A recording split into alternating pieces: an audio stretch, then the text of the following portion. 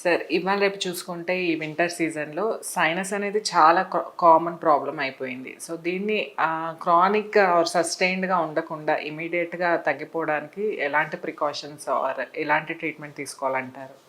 So మనం గమనించింది ఏంటంటే ఒక ఫ్యామిలీలో 1 పర్సన్ సెకండ్ పర్సన్కి ఈ సైనస్ ఇష్యూస్ అంటే నోస్ బ్లాక్ అవ్వడము, స్నోరింగ్, కొందరికి ఏమో రిపీటెడ్ హెడేకో, మీరే గమనించుంటారు మీ ఫ్యామిలీలో, మీ నైబర్హుడ్ ఫ్యామిలీస్లో ప్రతి ఒక్కరికి ఏదో సైనస్ ఇష్యూస్ ఉన్నాయి.